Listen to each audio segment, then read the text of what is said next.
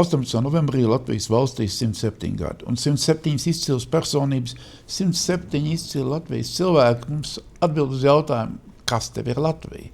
Man šodienas viesis, viens no pasaules izcilākajiem latviešiem, Stanforda Universitātes ilgadējs profesors, ķirurģijas klīnikas vadītājs Kristaps Zariņš, kur mēs šodien pazīstam kā Heartflow dibinātāju un Heartflow organizatoru, un tas ir lielākais latviešu sasniegums uz zemeslodes. Kristap, izstāst, ko tev nozīmē Latvija un latviskums? Latvija ir man dzimtene. Tā ir man dvēsele. Es esmu latvietis. Es zinu, ka esmu latvietis, es to gribu saglabāt un dot nākotnē maniem bērniem. Ģimenē ar bērniem un mazbērniem tur runā latviski. Jā. Jūs dziediet latviski.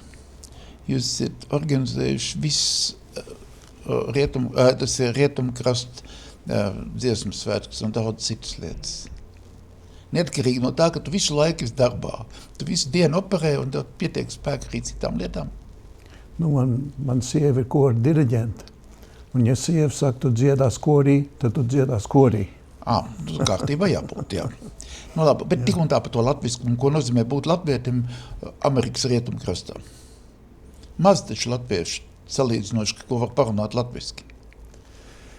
Nu, es domāju, tā ir tā galvenā lieta, lai saturētu latvietību, saturētu valodu un kultūru. Ja nav valoda, ja nezinu tautas dziesmas, tad tā nav tavā dvēselē. Jākop latviešu valodu, tikumu un kultūru. Un mēs zinām, ka mēs esam latvieši. Mēs runājam latviski.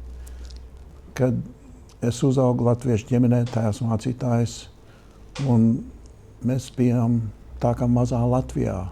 Bija draudz, bija latviešu skolas, bija skautu un gaidas, bija tautsdeju mēģinājumi. Tā kā uzaugot latviešu nometnes pavasaru, un mēs runājam un dzīvojam un bijām latvieši, kaut kad mēs bijām Amerikā. Iztaust man arī latviešu sporta svētki, arī latviešu dziesmu svētki. Jā. Es biju sportists, es biju peldētājs vidusskolā un augstskolā. Un bija Aļas dienas. Čikāgā bija Aļas dienas, un toreiz bija arī sporta svētki. Tas bija 62. gadā. Un es kā peldētājs piedalījos sporta svētkos kā peldētājs, un bija sporta sacensības.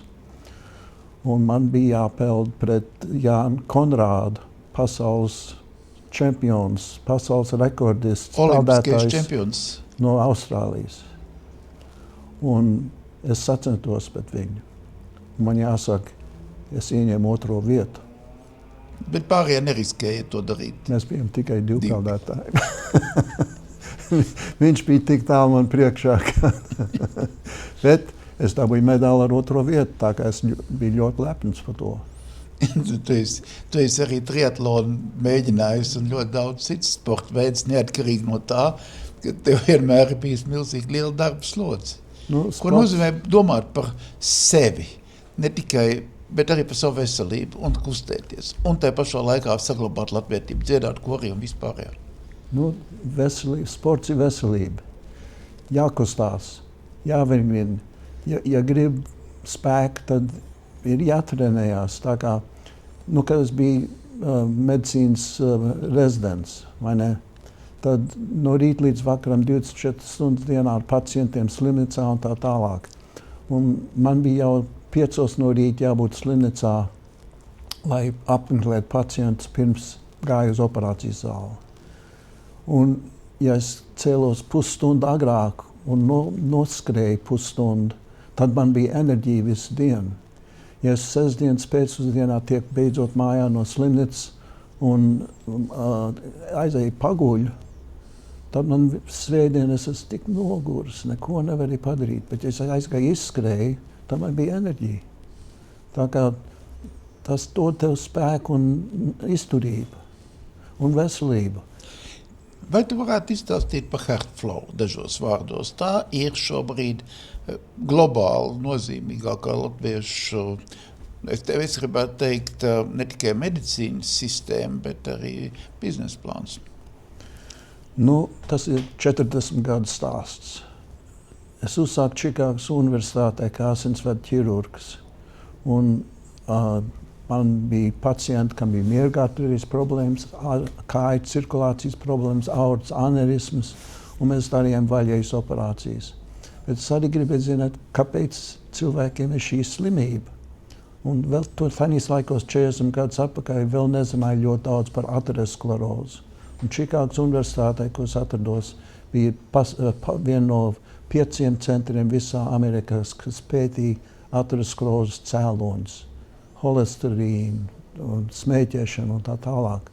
Un toreiz vēl statīna nebija, medikaments nebija, vienkārši tā sadarbības starp holesterīnu un aterosklerozi, tas vēl nebija zināms, bet to mēs pētījām.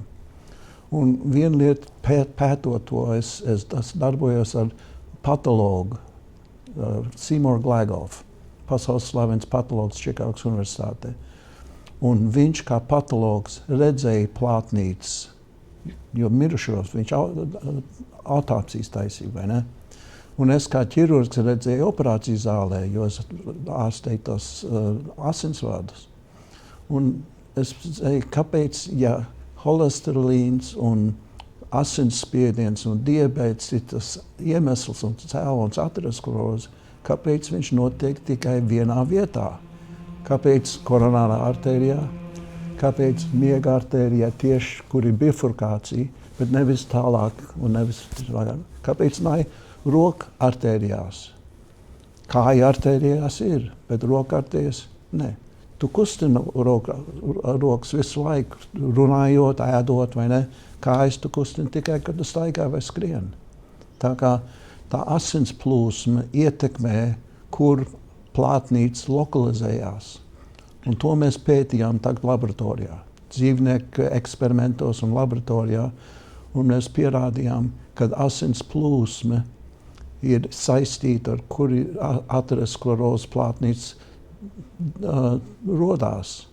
Tāpat kā upē, tur, kur iet strauja upe, krasts ir tīrs, kur ir lēna cirkulācija un paplašināta cirkulācija, upe cek lēnāk.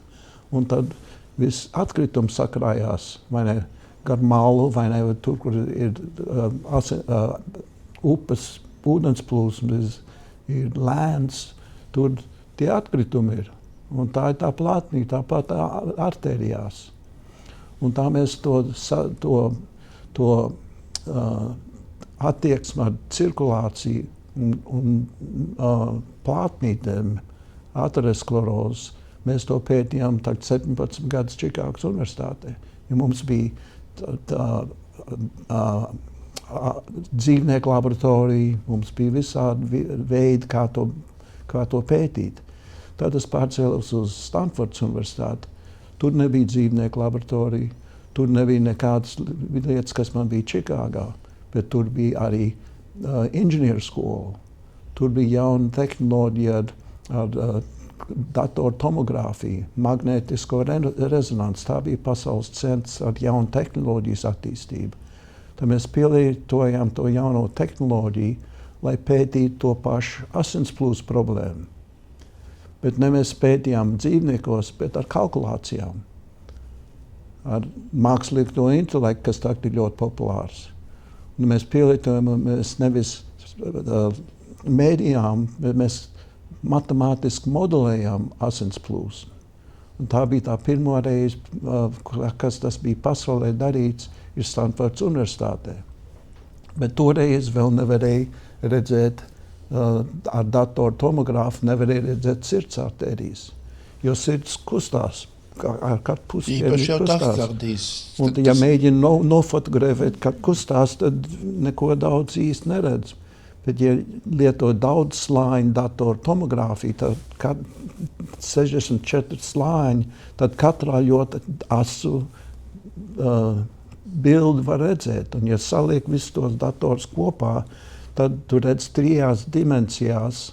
Viss, ko tu ar angiogrāfiju redz 2 dimensijās. Tad mēs pielietojam mūsu matemātisku modelēšanu tagad sirds artērijām. Un tā, tu reiz, pirmo reizi varēja redzēt asins plūsmi, nevis vizuāli, bet matemātiski modelēt. Tā, ka tu varēji zināt, vai bija ātrs asins plūsums, vai lēns asins plūsums, vai tur ir aizsprostojums, vai tur nav aizsprostojums. Un tā var zināt, vai tev vajag stentu, vai tev vajag šuntēšanu, vai tev vajag ārstēt to asins vadu, vai dod medikamentus.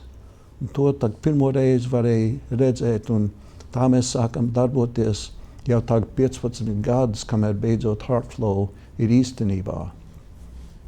Es tev pateicos par stāstījumu. Vai tu man varētu pateikt vēl vēlējumu Latvijai? Tev mūžam dzīvot Latviju.